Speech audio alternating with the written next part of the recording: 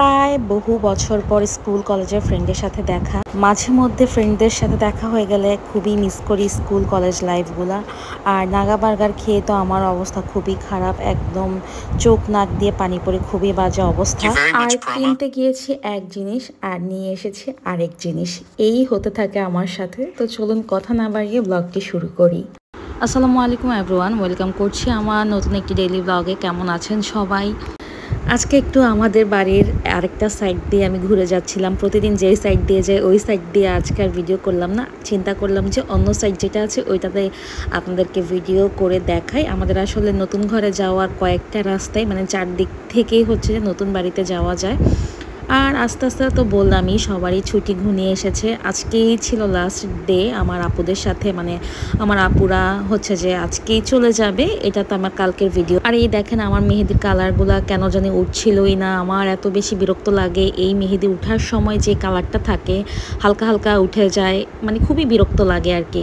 তো এটাই দেখাচ্ছিলাম। আর এই ছিল আজকে আমাদের দুপুরে রান্নাবান্না, চিংড়ি মাছ, তারপর হচ্ছে বাঁধাকপি ভাজি, ডাল দিয়ে, আম দিয়ে, মাছের মাথা দিয়ে, লাউ, তারপর আরও কী জানি ছিল একটা, এটা যেন কি একটা ভর্তা ছিল মেবি।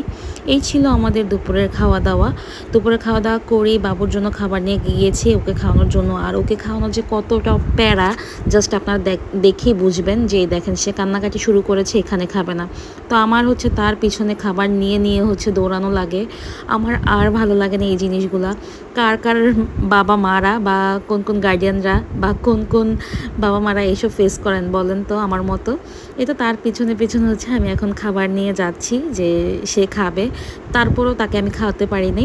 আর এখানে কথা বলতে বলতে আমি সন্ধ্যার ক্লিপও নিয়ে ফেলেছি। এই তো আমি চা খেতে এসেছি। আজকে হঠাৎ করে কেন শরীরটা কেমন জানি চলতেছিল না, এরকম লাগছিল। তো সন্ধ্যার দিকে আমি আমার ছোট ভাইটার সাথে একটু বের হয়েছিলাম একটু কাজে। তো ওর খুব ইচ্ছে ছিল আমাকে নাগা বার্গার না কি বলে ওইটা খাওয়াবে। তো তার কথা মতোই হচ্ছে চলে যাচ্ছিলাম। এই তো এখানে রিক্সার জন্য অপেক্ষা করছিলাম। আর বের হতেই হচ্ছে যে আমরা রিক্সা পেয়ে গিয়েছি। রাতের বেলা দেখা যায় তেমন একটা রিক্সা পাওয়া যায় না, কিন্তু আমরা গিয়ে পেয়ে গিয়েছি।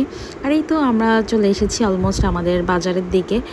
তার সাথেও আজকে আমার লাস্ট ডে, কারণ হচ্ছে যে কালকে সেও চলে যাবে। আল্লাহ যদি বাঁচিয়ে রাখি ইনশাল্লাহ আবার কোরবানিতে হয়তো বা দেখা হবে, সবাই হয়তো বা ইনশাল্লাহ কোরবানিতে একসাথে হবে। আর এই দেখেন আমাদের বাবুরহাটের জ্যামের কথা এখন আর কি বলি। এই জায়গায় কখনো ওইভাবে জ্যাম হয় না, কিন্তু ইদানিং দেখা যায় মানে জ্যাম লেগেই থাকে। আর যাওয়ার পথে আমি এরকম দেখলাম, দেখার পর মনে হলো যে না আমি এখান থেকে কিছু একটা নিয়ে যাব। এই যে বাঁশের বেতের ঝুড়ি, তারপর বিভিন্ন রকমের জিনিসপত্র, এগুলো আসলে আমি জানি না, কুলা ডালা এগুলো বলে।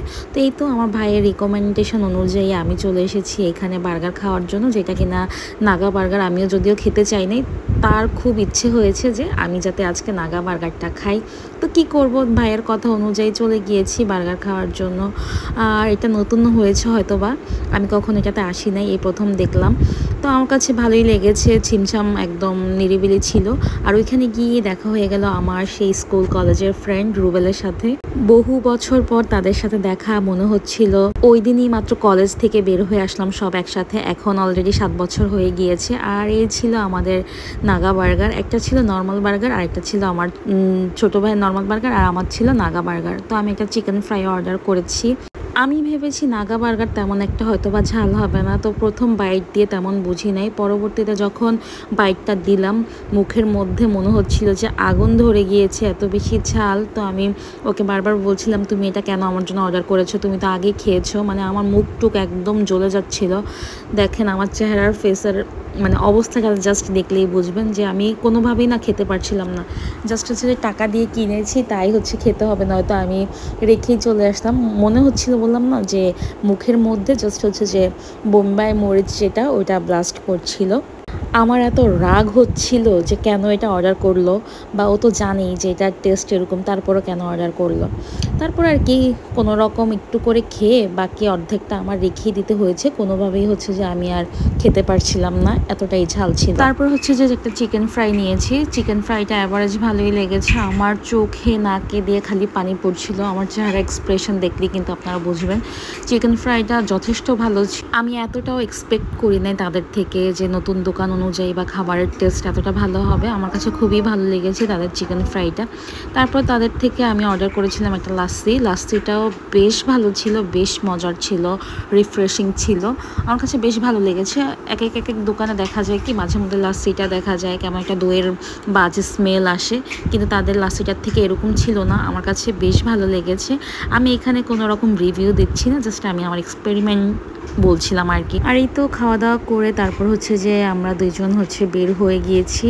এখন বাসার দিকে চলে যাব। বাসার দিকে যেতে যেতেই বললাম না, এখানে হচ্ছে যে বেতের দোকান দেখেছি, মানে বেতের বা বাঁশের যে সব ঝুড়িগুলো ছিল ওইগুলো আর কি নেওয়ার জন্য। তো আমি দেখছিলাম আসলে আমি এখান থেকে কী নিব। এইসব জিনিসগুলো না ঢাকার মধ্যে খুবই রেয়ার পাওয়া যায়, মানে সবসময় পাওয়া যায় না, সবসময় অ্যাভেলেবেল থাকে না। তো লোকটা দেখলাম যে আমাকে দেখে মানে মোবাইল দেখে ভাবলো কি আমি হয়তো বা দাম টাম জানি না বা কিছু একটা। তো সে 200, 250, 300 টাকা করে বলছিল। তো আমি যখন বললাম যে এগুলোর দাম এরকম না বা ওইরকম না, তখন সে হচ্ছে যে কমিয়ে কমিয়ে রেখেছিল। তো এরকম এই যে কুলা দেখছেন বা এরকম ডালা দেখছেন, এই ডালাগুলো কিন্তু খুবই ভালো। এগুলা কাজ করলে বা ব্যবহার করতে খুবই আরামদায়ক একটা জিনিস। অনেক সময় দেখা যায় না মাছ কুটা বাছা করতে বা মাছ ঢেলে রাখতে অনেকেই কিন্তু এইসব জিনিসগুলো দিয়ে এখন ঘর ডেকোরেশন করে, বিভিন্ন রকম চাষের জিনিসগুলো দিয়ে সুন্দর মতো দেখা যায় ঘর ডেকোরেশন করে, অনেক অনেক দাম দিয়ে এগুলা কিনে, যদি এগুলা করতে অনেক কষ্ট আছে। তো এই তো আমি হচ্ছে যে এখানে আমাদের এখানে 2-3টা দোকান আছে, তো এখান থেকেই হচ্ছে যে এই জিনিসগুলা কালেক্ট করেছি, কয়েকটা জিনিস কালেক্ট করেছি। তো আপনাদেরকে দেখাচ্ছি যে আমি আসলে কী কী নিয়েছি। আমি এই যে এই দুইটা, এগুলাকে ডুলা বলে আমাদের ভাষায়, আমি জানি না আপনারা কী বলেন, এগুলাকে ডুলা বলে। আমি এগুলো জাস্ট নিয়েছি, এগুলোর মধ্যে ফুল, আর্টিফিশিয়াল ফুল বা কিছু দিয়ে কিছু একটা করব, তার জন্য নিয়েছি। তারপর দেখাই যে কি করা যায়, বাসায় গিয়ে দেখি এটা কিভাবে কি করা যায়। তো এই তো এখানে তারপর চলে এসেছি, কিছুটা ওষুধের প্রয়োজন ছিল, বাবুর জন্য একটা ব্রাশ নিব, তো ওইটার জন্য আর কি ফার্মেসি থেকে গিয়েছিলাম। আর এই তো কথা বলতে হচ্ছে আমরা বাড়ির দিকেও চলে এসেছি। এখানে তো আমার আম্মু বারবার কল দিচ্ছিল, বাবুকে ঘুমে রেখে গিয়েছি, ঘুম থেকে উঠে নাকি সে কোনোভাবেই কান্না থামছে না। আর এই দেখেন তার অবস্থা, তাকে আমি হচ্ছে 1-1.5 ঘন্টার মধ্যে কোনোভাবে কান্না থামাতে পারছিলাম না, কারণ সে ঘুমে যাওয়ার আগে আমি তাকে বলেছিলাম আজকে তাকে একটা গাড়ি কিনে দিব, কিন্তু কেন আমি তাকে রেখে চলে গেলাম, কেন আমি তাকে গাড়ি কিনে দিই নেই। দেখেন সে হাত নাড়তেছিল, আমি তার হাত সরাচ্ছিলাম। তারপর আমি তাকে কোনো রকম ঠান্ডা করে বাইরে চলে গেলাম। এখানে আমার ভাইকে দিয়ে হচ্ছে নারকেল কাটাচ্ছিলাম। আমার খুব নারকেল খেতে ইচ্ছে করছিল, মানে নরম নারকেলগুলা। তো এখানে আমার দাদি হচ্ছে যে প্রথমে একটা শুকনো নারকেল দেয়, যেটা ভালো কিনা, কিন্তু আনফর্চুনেটলি এই জিনিসটা একটু ভালো ছিল না, একদম ভিতরে শুকিয়ে কাঠ হয়ে গিয়েছে। সে এখানে কিছুটা পরিমাণে ঠান্ডা করেছি, একটু পরপরই হচ্ছে তার কষ্টের কথা মনে পড়ে আর কান্না করে ওঠে। তো এই তো এখানে আমার ভাই হচ্ছে নারকেল কেটে ফেলেছে, আর এই দেখেন সে আবার কান্না শুরু করেছে। এখান থেকে আমি নড়তেও পারছি না, তাকে নিয়ে ঘরেও যেতে পারছি না, এই একটা অবস্থা। এই তো এই ছিল আজকের ব্লগ এই পর্যন্ত। সবাই ভালো থাকবেন, আমাদের জন্য দোয়া করবেন। আসসালামু আলাইকুম, আল্লাহ হাফিজ।